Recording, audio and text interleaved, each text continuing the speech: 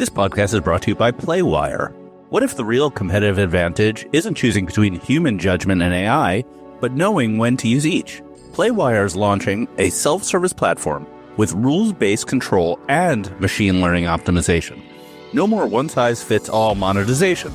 At Marketecture Live, we'll reveal performance data, including how one publisher saw 168% higher CPMs by choosing where to use human oversight versus automation. See the platform at playwire.com. That's playwire.com. A word from our sponsors. Imagine if a CMO could unify marketing and advertising on one platform to grow revenue, not waste it. No more silos, just accelerated growth. The Zeta Marketing Platform is the only AI-powered solution that unites owned and paid channels together in a single system, giving CMOs and CFOs a measurable path to predictable, profitable customers. See how to do it at zetaglobal.com/ATG. Again, you can see it yourself at zetaglobal.com/ATG.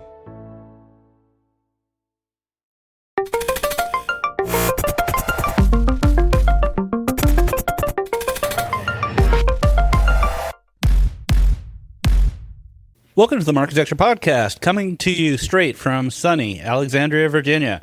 This is Ari Paparo, and I am here today with two special co-hosts. We have Eric Frangi and Alan Chappell, and we're here to talk about everyone's favorite subject, the antitrust goings-on. Eric and Alan, thank you for being here. Thanks for having me. How you doing over there? It's been now a week and a half. Yeah, I didn't even go home for the weekend, so I'm on like 11 days in a hotel room, and it's getting a little challenging to maintain sanity at this point. I'm eating multiple meals at a Starbucks every day. Okay. What's the laundry situation? Not good. The laundry situation is dire, I would say. That's a good word for dire. Also, the seasons changed. The first week of the trial was summer. The second week of the trial is fall. It's really challenging, but I'm getting through it, and my fellow journalists only need to smell me for one more day. And also, journalists in general don't have a reputation for good smells, so I feel like I'm fitting in a little bit better. It's like I've become one of the tribe. But anyway, we'll get to that in a moment. We have a lot to talk about. You've managed to capture the experience of being like a mid-level touring musician. That's what it is. It's hotel room. If you're lucky, a hotel room. That's true. And I've been recognized once or twice in the elevator, and that boosts my ego, so it's all worth it. That's what it's there for. Before we get started, we have exciting news. So, as everyone knows, Marketecture Live is coming up in a couple of weeks, and we have announced the finalists for the Startup Showcase that Eric is hosting. So, Eric, do you want to talk to us about what's going on? Yeah, absolutely. As we said before, we were inundated with submissions. So first thing, it was just awesome. We had over 60 qualified submissions. So it was really tough to pick five that are going to be presenting on stage and duking it out for the title of Marketecture Live Champion. But we have our five. And I'm excited because I think it does a good job of kind of like spanning all of the interesting areas of AI that we've been talking about, for God knows how long on the pod. Everything from companies building like agentic workflows. So we've got Gigi, Elizen, and Epiminds. We've got companies that are like deep in kind of like enabling the infrastructure for all this stuff, MadConnect. And then we've got companies that are, or a company that's like bleeding edge creative AI, this business called Springboard. So those are the five. It's going to be fun. We're going to make sure that they are presenting, great demos and some standardization, and we're going to name a winner. So make sure you're there. We're actually going to name two winners. There'll be an audience prize and the professional prize. People's choice. That's right. People's choice. I'm very excited about it. Tickets are pretty scarce at this point. I think we're going to be cutting off new registrations in probably a week or two. So I'd suggest signing up if you plan on coming at marketecturelive.com. Alan, you're speaking at Marketecture Live. What are you talking about? I'm talking about first-party data, which I think is interesting given that we're going to be talking a little bit about that today. But the title is First-Party Data is Bullshit. And we'll just leave it at that. All right. I like you. You're bringing it. Bring the heat on the title. It's all about the title of these things. The challenge is how to have a title for your presentation that doesn't have too many colons in it, like first-party data, colon. the fight for the rights, colon. But you beat that rap. I will be giving an intro, and I haven't written it yet, so I'm sure it'll be awesome. But anyway, let's talk about the Google Remedies trial, which I've been dedicating the last 2 weeks to covering. If you're not reading, I'm publishing a daily newsletter at Monopoly Report. Alan is taking a quick break or just letting me drive the car for a couple weeks, and then he'll return to his normally scheduled writing next week. So I'll start because I'm here, and I'll kind of go through how I think it's going, and then Alan, feel free to tell me I'm wrong about everything. Okay, so let's start with the basics. This is a remedies trial, so they've already been found to be a monopoly. We're not debating Google's behavior. We're debating what to do about Google's behavior. Both sides, the DOJ and the Google, have presented their proposed final remedies, which are long documents which say, here's what I think the judge should rule. And the debate and all the witnesses are saying that this remedy is right, this remedy is wrong, or Google's wrong, or the plaintiffs are wrong, et cetera, et cetera. So that's the nature of what's going on. There is a mixture of fact witnesses, like folks like Andrew Casale and others in the industry, and there's also expert witnesses who if there's a greater misnomer than expert witness, I don't know what it is, but they come up there with their PhDs and give opinions about stuff they don't understand, and it keeps happening. To summarize, and this is super high level, I mean, you should read these things. Google wants mostly behavioral remedies. Google's proposed remedies are effectively to stop doing the bad stuff they were doing, to stop doing first look, last look, UBR, and all those things that you may or may not know what they are, that gave them advantages in the ad exchange, and probably most relevantly, to start bidding into pre-bid, which means from a publisher's perspective, if you have AdX going into pre-bid, instead of going directly into your ad server, you can switch ad servers. Right now, you really can't switch ad servers. And so that's probably the biggest give that Google's offering. And I would say that most of the DOJ witnesses have poked holes left, right, center in those remedies, that they're partial, they won't work, et cetera, they're not sufficient, blah, blah, blah. Then the DOJ's remedies are really comprehensive, long, and complicated, but they boil down to more aggressive behavioral remedies. Like they also want pre-bid. They want Google to not be able to differentiate different supplies, supply sources based on who owns the ad server. But probably the headline is that they want to spin out AdX into a separate company.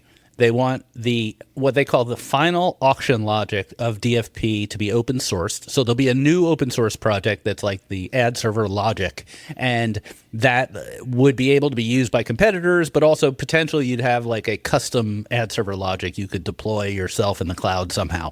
It's not clear how. And then they would have the right within 3 years to demand that DFP itself get spun out also. Although it feels like their heart's not really in that last remedy. They're sort of like, that's like, just there for the sake of completeness. And no one really wants to do that. So that's the situation. And, we've heard a lot of testimony that all the options are bad, basically. and the judge has to make sense of this. And it's really complicated and really technical. So I'll leave it. This podcast is brought to you by Adelaide. Media verification and measurement are undergoing major disruption. Legacy players are pivoting to performance advertising, AI is reshaping brand safety, and attention is replacing viewability. Adelaide is leading this shift with AU, a new way to assess media quality that scores placements based on their potential to drive attention and outcomes before your ads run. Think of it like a credit score for media. Finally, a clear view of quality before you buy. Take the guesswork out of your investment strategy and try Adelaide AU on your next campaign. There, Eric, go for it. Yeah, I just like prepping the docket for the show. Like a half hour ago, there was an article on Bloomberg that had, presumably you were in the room for this, that said Google actually explored the sale of AdX in 2020, had identified potential buyers. The list of potential buyers is actually somewhat humorous because they are not the buyer set of 2025. It's like Oracle, Salesforce, so on and so forth. But it's interesting that this is coming up now. Yeah, so a couple of things have been revealed. There was a project called Project Sunday, which was effectively to sell AdX and to possibly turn DFP into a cloud service. So basically anyone can run their own DFP. And there was also something called Project Monday. I forget what that was, but they were sort of tied together. It definitely seems, and this is, the timing is important. 2020, that was before most of these cases were filed. So they were starting to feel the heat from regulations and governments, but they weren't yet in the crosshairs. And they hired Lazard, the investment bank, to create a deck. We saw a couple slides of the deck in court today. And they didn't do it. I don't know why they didn't do it. They probably should have done it. And then we also found out that in 2024, right before the trial started last year, they had a pretty big undertaking to estimate how much it would take to divest AdX again. And we think that was in response to regulators in some sort of settlement talks that they were probably Europe. I think there's been some back and forth with the court on that. So AdX has been sort of in the crosshairs as a not vitally important part of Google and a pain in the ass for a long time. Yeah, I mean, I think that this is one of the big takeaways. Is like I don't think Google can really, straight face now argue that divestment of AdX is impossible. It's clearly possible. Now they can still continue to play around with, but it's still really complex. But the second thing that maybe people aren't talking about now is like, isn't that sort of an admission that maybe Google isn't going to be in the network business in a couple of years? I mean, they've clearly thought about this. And isn't it maybe just a matter of, when they decide to ultimately pull the trigger? And that has almost nothing to do with this particular exercise. I think a lot of Google's arguments in the case so far, a lot of their effort has been around saying that the AdX spin-out's impossible. Like it's literally technically impossible is what they're saying. And then the evidence comes out that they considered it multiple times. So I feel as though that line of argument is not very productive and disingenuous. But let's talk about the network business. So it's not new news to listeners of this podcast that the network business has been stagnant for multiple years while YouTube has been skyrocketing. We got a little more detail about it through various exhibits that have been shown in this case that I published, I think, on today's Wednesday, on Tuesday, or I don't even remember what day it is. I published this a bunch of charts. And what the chart showed was that AdWords is largely just buying YouTube, and that DV360 is largely just buying YouTube, and display and app are both tiny compared to YouTube in both of those platforms, and that's the buy side, which is kind of the more strategically important part of the business. All right, on the sell side, we know that AdX is like 70-something% of AdX is just Google AdWords buying AdX. So AdX is exposure to the open web outside of Google or to other demand is pretty small too. So these are all kind of like loss leaders so that they could get advertisers to spend more money on YouTube, it seems. I don't know what that says for like outside businesses. What is on the one hand you say, well, how are Magnite and PubMatic so big if they're these tiny market share slices of the market that's declining? I mean, obviously they're putting their money on video, but on the other hand, maybe the market's so big that they have all these like public companies and successful companies that are in single-digit market share. That's probably the case. They're innovating. They're like attacking, this market. They're trying to, kind of keep the open web sustainable. And Google is, I think, properly just like focused on their own core assets, their O&O, which, are far more profitable and they have the control. So I think it makes sense. What do you think, Al? Yeah, I've been saying for 5 years that the hidden thing here is that Google's going to jettison the network business as soon as they can. I do think that is starting to bear fruit, or that is starting to come to some fruition. You say Google's going to jettison, but like, why don't they do it already? Like, why are they fighting this in court? Alan, so what I've heard is sort of a version of if they give in or give up, it'll be the deluge. Like everyone and their brother will hire an attorney and come after them. You're a lawyer, so what do you think of that from a strategic perspective? Oh, completely. Yeah, they want to get the liability off the books as best they can, and that may be an unattainable goal, but they want to get as close to that as they absolutely can, and they want to keep their chits for as long as they can, because they've got multiple jurisdictions who are going to want to have their say as this and the search case, start to get closer to the finish line. So, but what happens? Let's just follow through on that question. Suppose they get a very beneficial remedies here, where they get a Judge Mehta-like remedy, where they're let off pretty much scot-free, which I think is possible. How does that help them? They're still getting sued by everyone and their brother. Well, firstly, I agree with you. I actually think Judge Brinkman has thrown out a couple of tells that indicate that divestment is not the slam dunk that a whole bunch of people seem to think it is. The whole discussion around what it is to be a recidivist monopolist, just because you've been adjudicated as a monopolist 3 times is not the same thing as a recidivist monopolist. And the clear indication there is that Google needs to be given a chance to screw everybody over with respect to behavioral remedies. I mean, that's sort of the net. It does feel like the case, right? Yeah. So what the judge has said a bunch of times, and the judge doesn't talk that often. So the judge is usually just, coordinating the witnesses and whatnot. So when she talks, you really want to pay attention to what she says. And I think 2 or 3 times, she has said something along the lines of, isn't this a matter of trust? If there's a court order, won't they follow it? And people like me and Jason Kint and Ariel in the audience, we roll our eyes so much we almost get brain damage, because no, you cannot. I mean, I love the people at Google, but you can't trust them at all, right? They not even a little bit. But the judge doesn't seem to feel that way. Well, and this is where I think the DOJ may be dropping the ball a little bit, and I think they did in the search case. Google was adjudicated as with all those evidence spoliation issues. That goes directly to the issue of trust.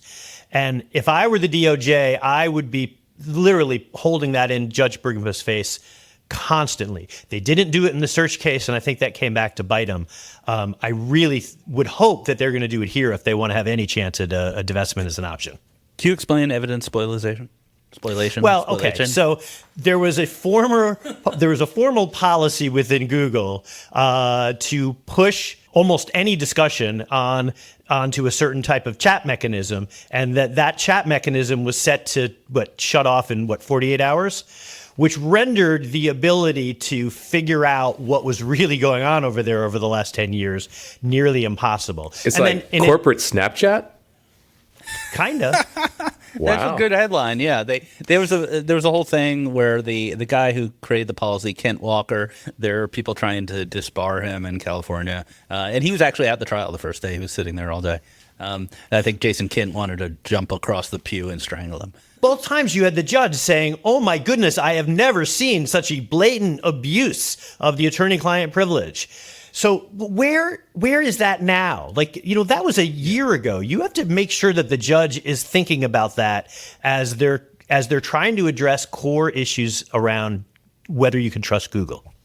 So, Alan, I sort of agree with you. I also think that's sort of a legalism, a legal technicality more than operational. And what I would love to see, and what I think the mistake here is, and you could defend yourself after this, but I think the mistake here is that the DOJ didn't bring into evidence a lot of the documented abuses that the state case has, and those names that you probably have heard of, like Bernanke and Poirot and Dynamic RevShare, and all the many, many ways that Google cheated over the years, because that's really relevant here, because what Google is saying is if we just take away the tie between the ad server and ad exchange, that's good. And obviously we couldn't cheat after that. It would be impossible. Right? And the judge seems to be buying that and saying, okay, as long as we have a court order, they'll be good boys. And we just know that it is just too easy to come up with some mechanism that may cause cheating, or just a slanted marketplace, even if it's not overt cheating. And what was really interesting was Rajiv Goel, the CEO of PubMatic, gave his testimony yesterday. If you didn't read my newsletter, what he said was, right now, I can't get access to inventory from one of my publishers because there's some bug that Google refuses to fix that makes DV360 unable to bid through my path, even though it works on all the other paths. And I'm just sitting here not making any money, and it's been happening for 8 months. That's a great example because it may not be malicious, but it has the same effect. All I could think of when during that exchange was like how I feel when I'm dealing with my ISP. Like, yeah, we'll get to that. We'll get to that in a couple of weeks. And like, I don't know how you quantify that from a perspective of antitrust law. And to your earlier question, I want to let the DOJ off the hook a little bit. There's resource constraints here. There's only so many issues you can raise. You can certainly argue that they should have raised a lot more of the buy side issues because heck, even if you get what you want here, and even if you did divest DFP and AdX, I don't know if that really addresses the core issue, which is tying of the buy side. So AdX, I wrote this yesterday, but the AdX spin out feels like it's the big issue. And a lot of the other issues, I wrote that I think this open sourcing of the ad server logic has been debunked effectively in court. I think that the DOJ has lost that issue. It's really complicated. Everyone said it's complicated. The Google witnesses who went into technical depth that was believable about why it was so complicated. I can't imagine she accepts that remedy. But the AdX spin out is the big one that's still remaining, where if you don't trust Google, then AdX spin out is the right remedy. If you believe a court order behavioral can rein them in and allow other people to compete, then you don't need to spin out. That's kind of where it's at. I guess, like, what are you guys' thoughts? Like, Eric, like, what do you think the market looks like to have another exchange out there that's maybe private equity owned? Like, have you been kind of thinking about that at all? Yeah, they have to compete against, a much stronger index. Like that was the first thing that came to my mind. If you were to start an ad exchange today, the competitive set is not what it was, right? Like 10 years ago or 15 years ago during the heyday of AdX. Index is much further ahead. I don't know if there's others that come to mind to you, Ari, Sure. that are just like innovating, have like a ton of publishers, have all the relationships on the buy side. You have to deal with a TTD that is, focused purely on the shortest path to inventory. So to me, it seems like this would be a pretty daunting task, quite frankly. Like what do you have if not for the direct access to O&O, Google inventory? Right, and the AdWords demand, right? So right. So one of the more interesting things that it was kind of funny in a sense, where one of the buy side Google witnesses, an engineer or product manager who works on the buy side, he gave through the list of things that would get worse if there was an AdX spin out, and it was funny because they're exactly all the challenges of running a DSP for anybody else besides Google, which are discrepancies and cookie matching. And he was putting these bullets out there like it was some brand new idea, like, oh, our data won't match, and there might be discrepancies, and latency will be increased. And it's like, okay, welcome to the free market, guys. The business challenges are what is important here, and I think it would be quite challenging. Yeah. The other point, which I think that guy made, as well as an economist who went on today, was that even if you could say it's good or bad, this tie between Google Ads and AdX, but if you break it, probably demand will go down. Like if it gets more expensive to buy, then they'll buy less. And one of the mysteries, and I've actually spoken to some former Google employees about this question, this mystery. I always like to say that Google AdWords subsidizes AdX. Like Google AdWords only buys through AdX and pays them 20%. So AdX only exists because of Google AdWords. But some former Google people have told me I have it backwards. They say that Google Ads would never be able to buy display ads at scale if they didn't control the exchange too. because it's Google Ads needs certain signals and needs extra latency and needs all this hand holding to bid externally that only they get through AdX. And that's the reason they don't buy from other exchanges. That whole business, that whole demand source, which, as I said earlier, is something like 70% of AdX, big. Would decline precipitously if AdX was not part of Google. Have they ever tried to have a conversation with Index? Have they ever tried to test they this out? do. About 10% of Google Ads bids through other exchanges like Index. It already exists. They've just never scaled it. They always say they don't have to, or maybe they can't, or nobody really knows. That was one of the mysteries of the last trial that they didn't answer. So, Alan, let's change subject for a second. So one of the interesting things about being in courthouse is you talk to all the other, antitrust reporters and people who follow and lawyers and stuff. And so I was asking them about the other antitrust cases, and here's what I heard, and you tell me what you think, because you follow this stuff more than I do. Facebook's a loser, like the government's going to lose straight up. And search is going to be appealed to all hell, where like maybe even both sides appeal, and it's not going to end anytime soon. What's your reaction to that? I agree wholeheartely with both of those. I would add one other data point, though, if this is any interest at all. Yeah. Keep in mind, in an antitrust suit, if the government settles, that settlement, the terms of the settlement are reviewable pursuant to a law called the Tunney Act. Okay. Other settlements between the government and a company, say the government suing the company for $25 million on some oddly trumped up charge, and the company pays, and everybody scratches their heads and wonders why the company pays. That settlement is not reviewable.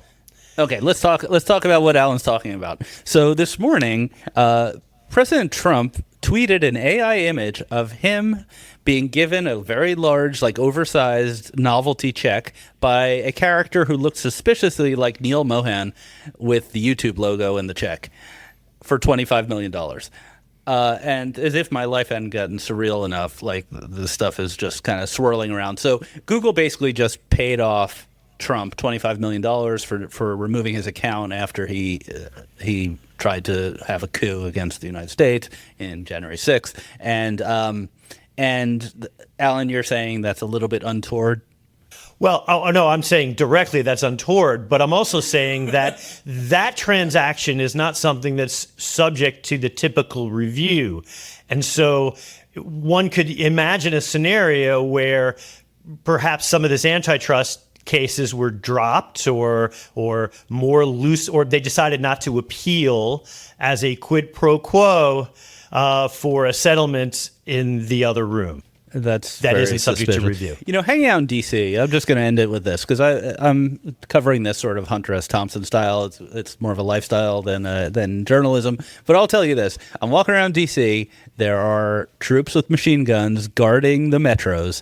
The government got shut down today, so there was talk about just postponing the trial, but they decided not to. The Jim Comey was indicted in the building I'm doing work in, and there were cameras outside waiting for Mr. Comey to come in handcuffs. But that didn't happen. Apparently, it happened somewhere else. And then the head of the Eastern District of Virginia resigned during this case, and the beauty pageant winner who replaced him showed up in court today, looking pretty fine, I will say. But that's what you get for that kind of thing. It's a little strange. What I'm hearing is Arias making my point for me. It's just, I didn't know I lived in a third world country. But, justice will be served. All right, let's call it. Wait, before no, actually, you said something before we came on that I thought was super interesting. Do you want to talk about Google's witness today? Okay, let's talk about Google's witness today. I forgot her name. I have it written down somewhere. So Google had only one witness in their witness list that was an actual customer, and is a publisher, the CEO of a company called WikiHow. And I was very skeptical that this was going to be meaningful, because I just thought it would be a bunch of platitudes about how Google's a great partner, blah, blah, blah, et cetera. I even showed up late. I didn't catch her intro. And I think it may have won the case for Google, because This witness was just straight out of central casting as a mid-size publisher who just wants to survive in an era of AI, and the stuff we're talking about in court is at best irrelevant to her and at worst a hazard to the future of her business. And she said as much. She was asked, even it didn't matter if she was being interviewed by Google or by the DOJ on cross. She would say things like, I don't care what take rate AdX has. If it's 20%, it doesn't matter because the bids are net to me, which I think a lot of publishers listening to this understand, but no one in the court had ever heard that sentiment before, that the price didn't matter. She said, she was asked, like, would an AdX spin out help you? And she said, no, of course not. I love my AdX account manager. Why would they switch that? I don't have time to do a new integration. I don't want anything to do with that. She was asked if she wanted to switch ad servers. She said, no, Google's great. I love Google. She was asked, like, she's one of the people on the free program. She was asked, well, would you pay, what would happen if you didn't have free ad serving? She said, I'd probably go out of business, right? The judge heard this stuff, and every single one of them was a body blow to the DOJ's proposal. And maybe the judge has said previously in the case she was much more interested in the experts than the fact witnesses, but this, I think, absolutely delivered the judge a perspective that she wasn't getting from the more advanced, like Steph Laser and Daily Mail type people that had previously testified. And I think it put a dagger in the more aggressive remedies. Wow. Yeah, right. Alan, what do you have to say on this? Google is brilliant, and this is why they usually win. I'm almost wondering if they just why even bother have tomorrow? They should just say nothing. That's it. We're done. Get out, like the George Costanza thing. Just get out on a high note.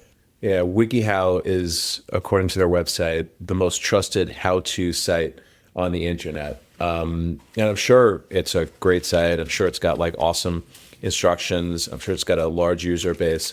But the most ironic thing is that with all of the AI overviews that Google is now automating with Chrome, Google is with AI an even bigger threat to that business. I'm going to read you a quote from my notes here. I really want to spend my time on all the problems we're having with AI and don't want to worry about ads right now. So is the DOJ going to have the opportunity to cross this person, or have they already done that? They already did, and it got worse when they crossed her. Did the term overviews come up? Yeah, they brought it up, and she said it was a really big problem. Full stop. I mean, what else do you want to say? Making this argument that because Google has search and AI and was adjudicated a monopolist in search, therefore the ad tech monopoly, blah, blah, blah, is way too complicated. I don't even understand it. Shit happens. AI is happening regardless of how much ad serving costs. So I'm going to write it up tonight. Hopefully it'll get out tonight. I'm pretty exhausted. This is Wednesday night. We're recording this. So you'll definitely have it by Friday. All right. With that said, maybe we'll do a follow-up where once everything's done, we can predict the outcomes. But for now, it's a work in progress. It's a good conversation. We're going to come back with a ton of, guess what, AI news, Trade Desk news, et cetera, et cetera. So let's do that. Hey everybody, we are back with the refresh. So we're recording this on Wednesday, October 1st. Welcome to Q1, ladies and gentlemen. So some of this news here is going to be as of midweek. There's rumors that there's more news coming out. AdTech God was saying something about more news coming from TTD. So I don't know if we're going to get it tomorrow or Friday, but there's plenty to talk about today. So we have a bunch of stuff from OpenAI, a bunch of stuff from TTD, Amazon continuing to go directly for all the supply, and maybe one or two more things if we got some time. Let's talk about OpenAI. So last week, end of week, again, we kind of missed it with the timelines. There was two interesting things that hit the X conversation. So first was rumors of a head of monetization being interviewed by Fujisimo, the head of applications at OpenAI, and basically this is a person that would own the ads business that we all know is coming. And then number two, there's a job description I think Adweek saw that they were hiring for an in-house growth marketing team.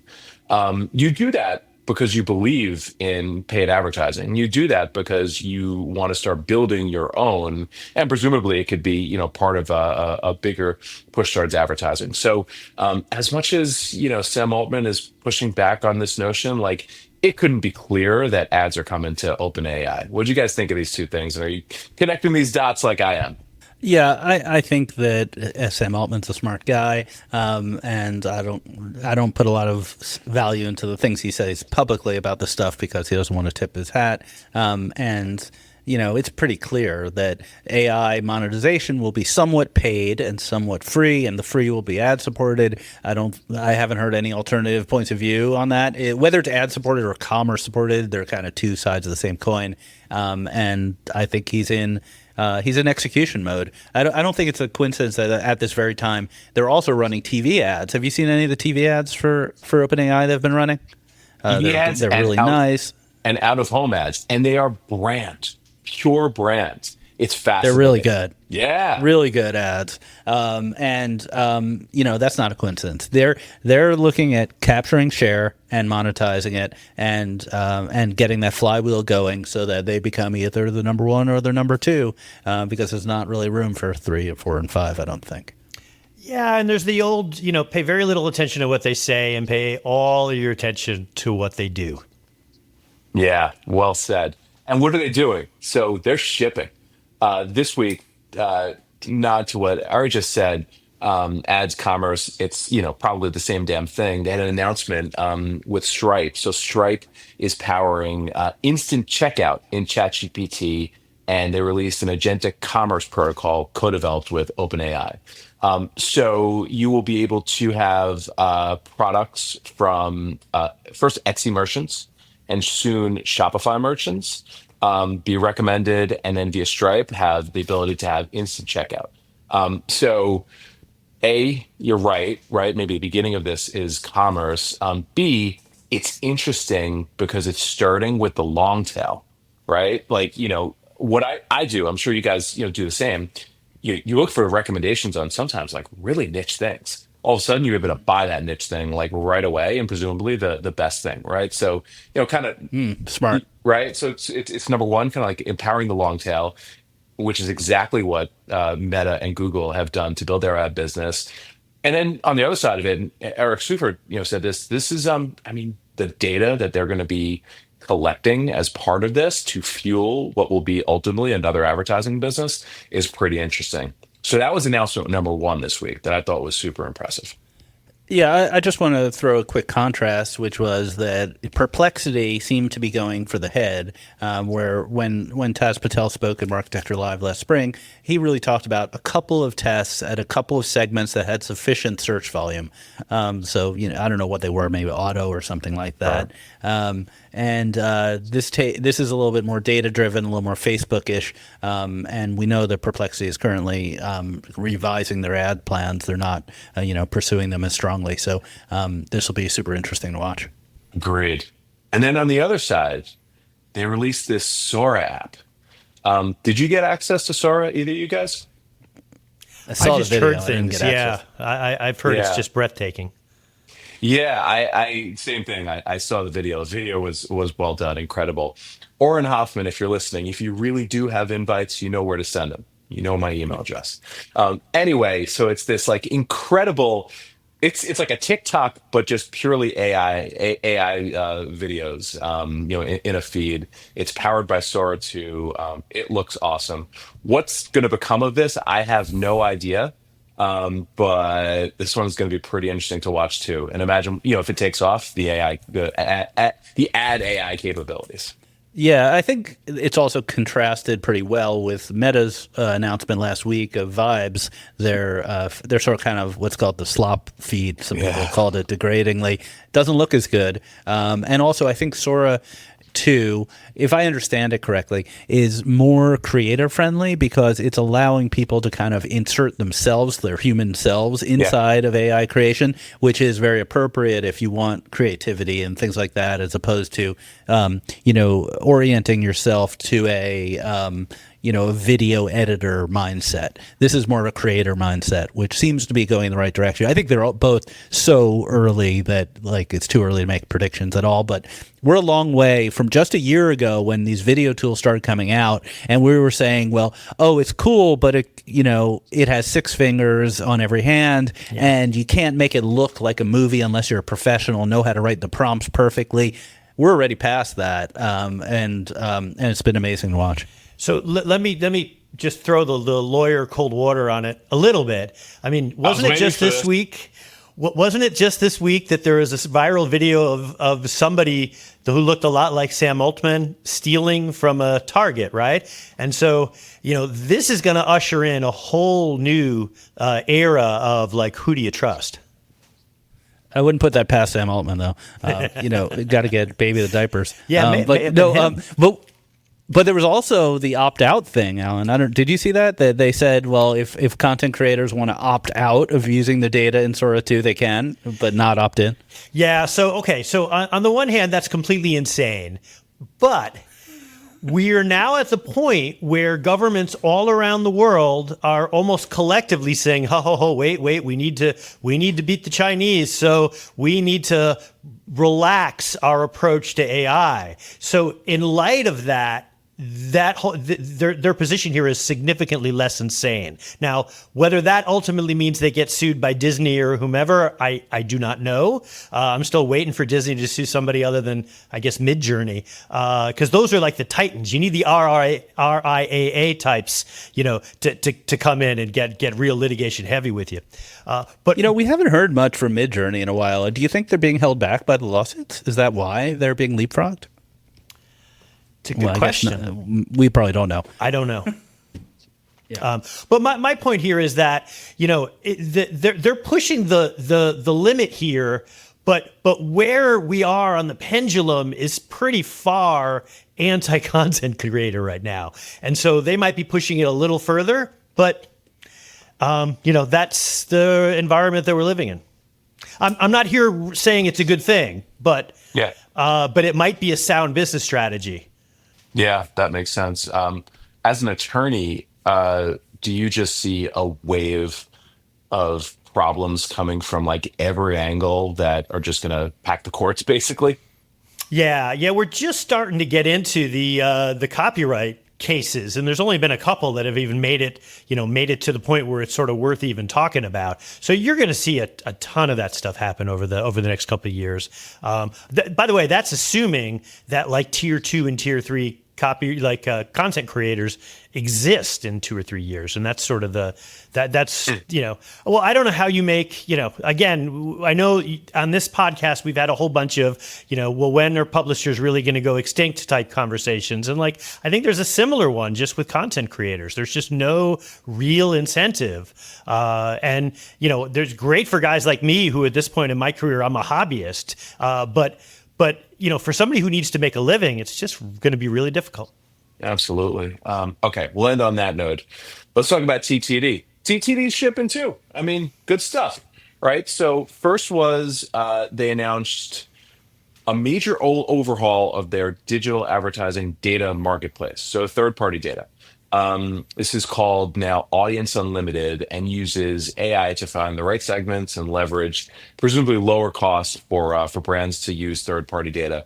Sounds like there's kind of 2 ways of cutting this. There's performance mode where you just kind of set it, forget it, and the AI will find the right segments for you. Price of data is baked in, just optimizes based on your performance goals. Or there's control mode where traders are choosing everything from data to inventory, and then there's a incremental upcharge for data. Is this a good thing for the third-party data marketplace, or a bad thing, or too early to tell?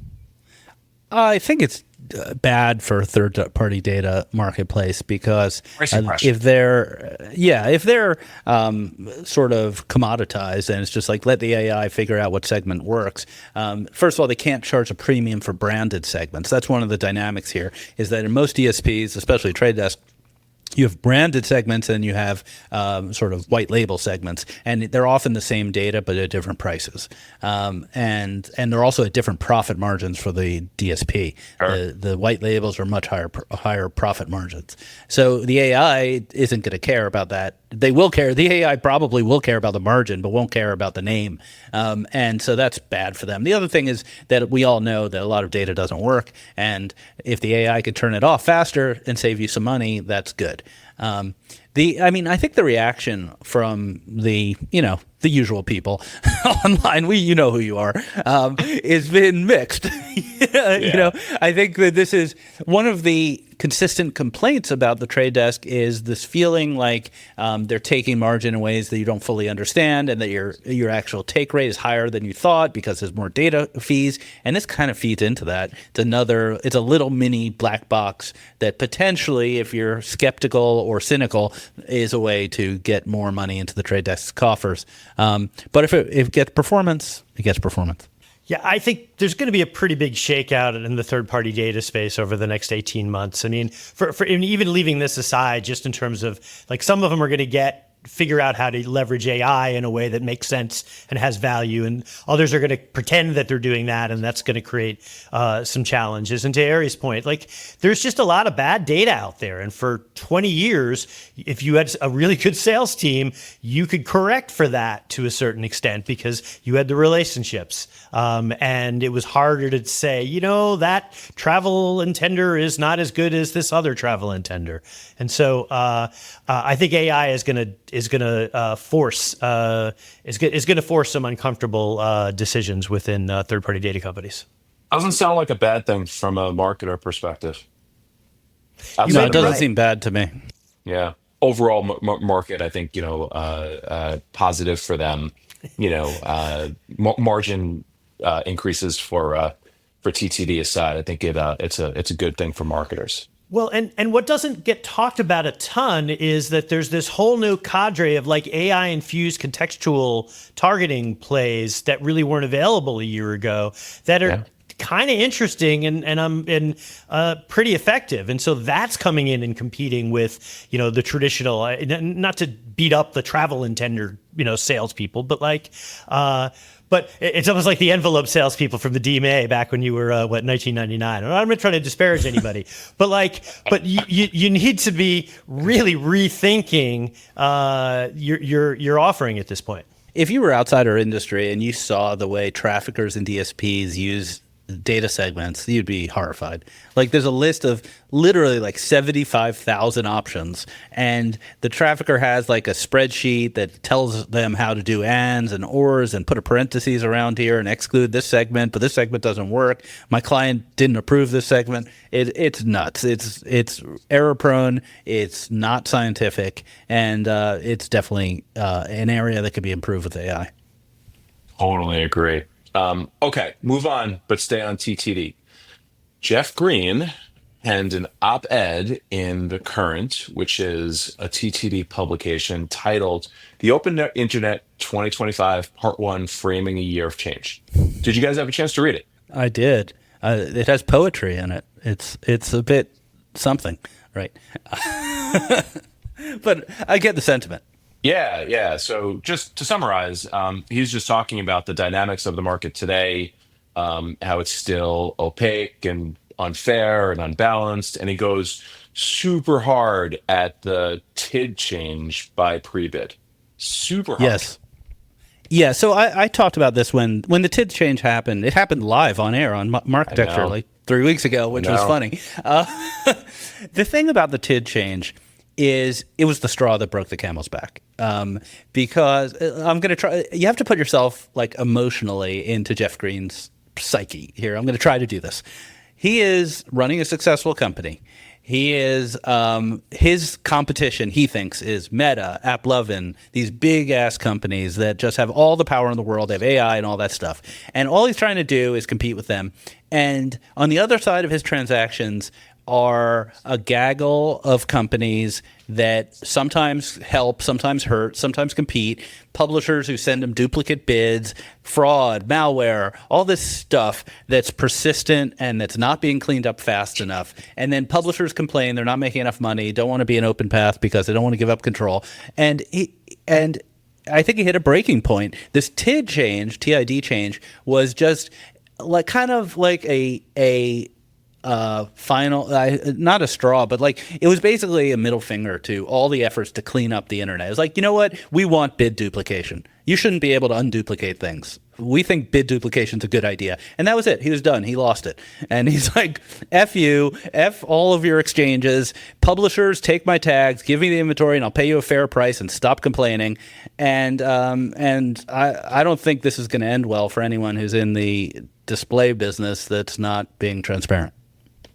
Let's talk about what AdTech God said today. So we're recording on Wednesday, and AdTech God had a genuine scoop, which is he got a screenshot of a presentation the Trade Desk was giving to its employees that said they're launching their own pre-bid for tomorrow, meaning Thursday, the day before this comes out. So we'll see if he's right or not. But basically, they pre-bid, the organization is the one who made this change to get rid of TID, and he is forking it, and he's going to have his own version of header bidding, like, similar to the way Amazon doesn't use header pre-bid; they have their own TAM, it'll be interesting to see how hard they go if they require it, for example, to get into OpenPath or to get certain spend levels. But it's another front of the war Jeff has on trying to tame the open web and make it work for him.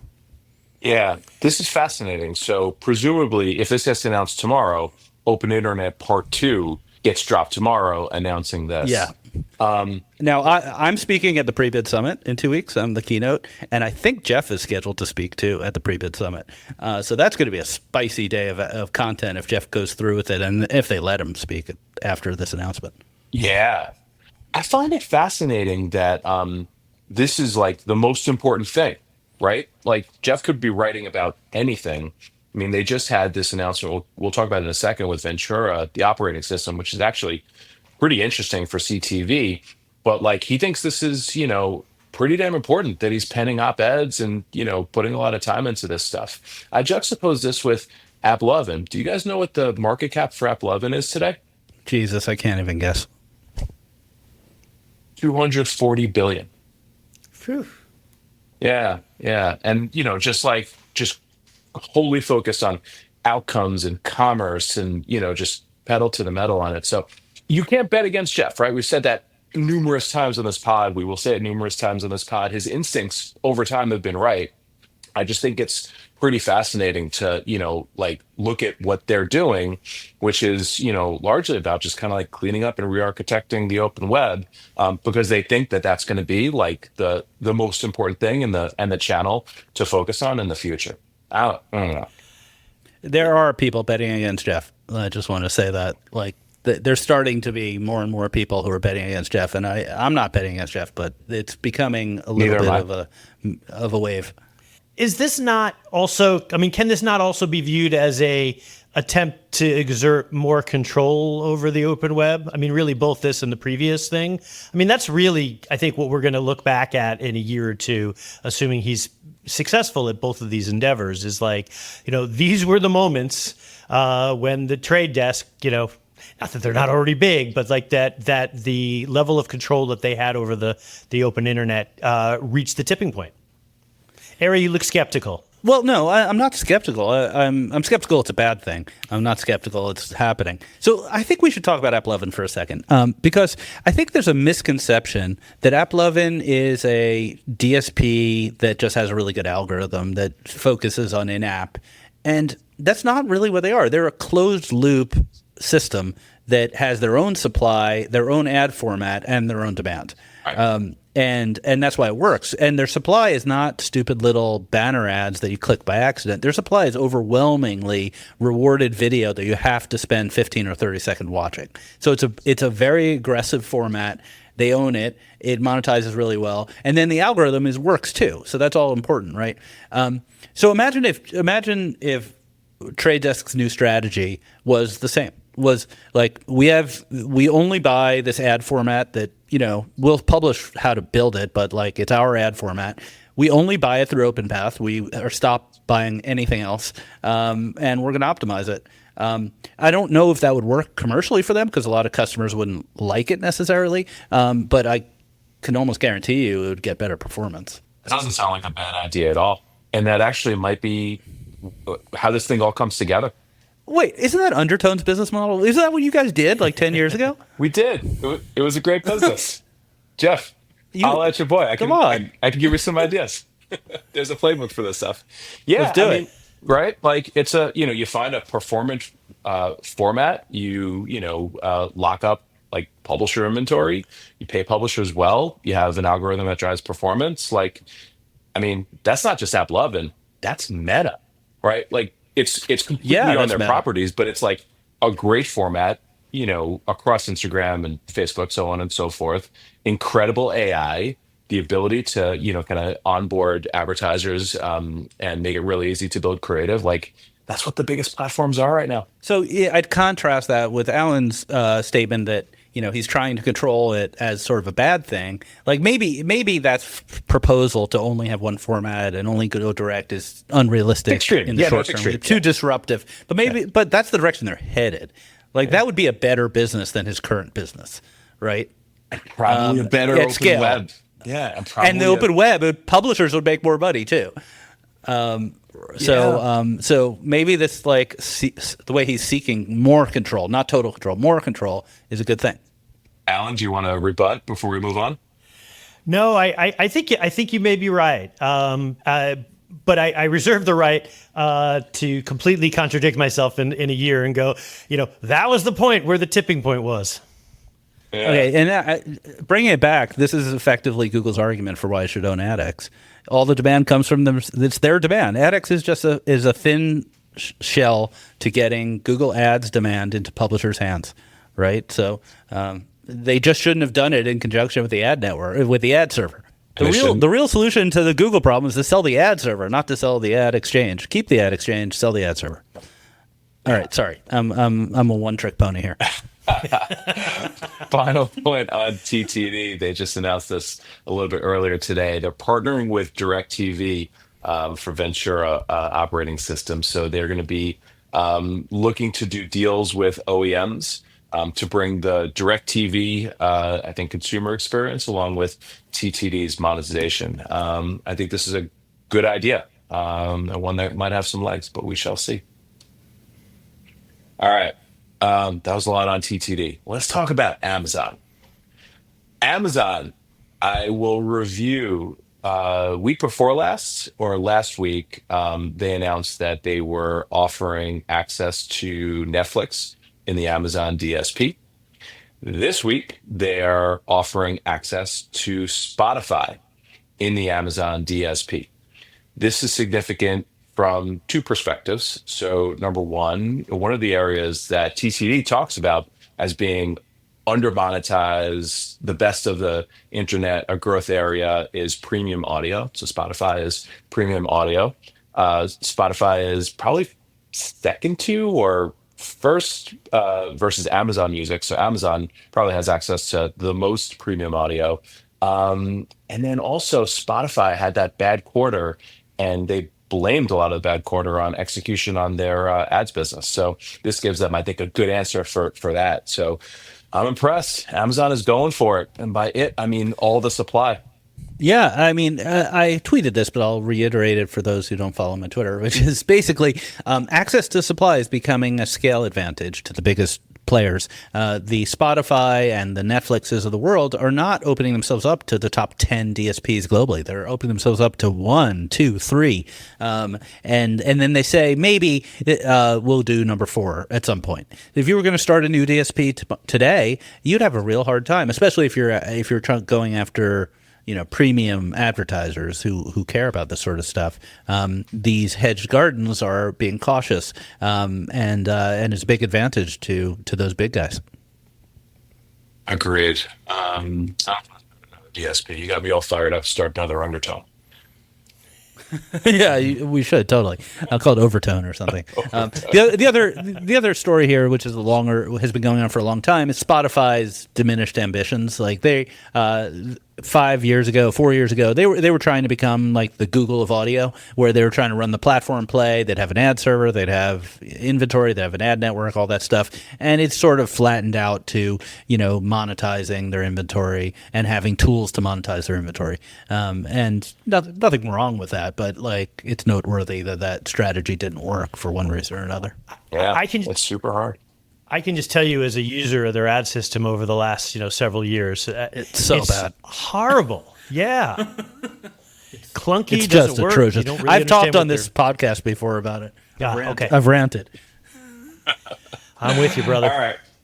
One more, and then we'll call it a day. Just shout out to Vibe.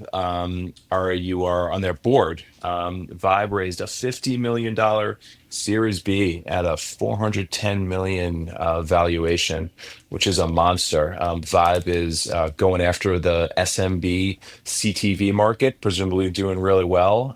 So shout out to them. And Arthur made a appearance on TBPN this week. So for those in the tech nerd circle, it doesn't get bigger than that. So shout out to him and shout out to Vibe. Yeah, huge accomplishment for Arthur and the team. They're executing like crazy. It's a hot space. I'm an investor, and I was on their board. I should probably announce that I'm not on the board anymore as part of this financing. They reshuffled the board to be more financially oriented. But I did my time, helped out, and my portfolio of angel investments is going really well. I'm pretty excited. Maybe I'll start a VC fund to compete with Eric. Awesome. That's just what I need. You competing against me. If you know any LPs with extra funds, just send them my way. Absolutely. All right. I think we call it there, guys. This has been awesome. This has been great. So, Alan, thank you so much for joining us. And we're probably going to have you back when we get more info about this whole thing. This is like an endless story. But thanks so much. And where can we find you, Alan, besides the Monopoly Report podcast? Oh, find me on LinkedIn. You can find me on the Future Media podcast I do with a publisher guy named Ricky Sutton, which goes into some similar issues to the Monopoly Report, but from a slightly different vantage point. Lots of fun. Great conversations. It is. It's a really good one. And Eric, thanks as always. Thank you, guys. See you next week, everybody.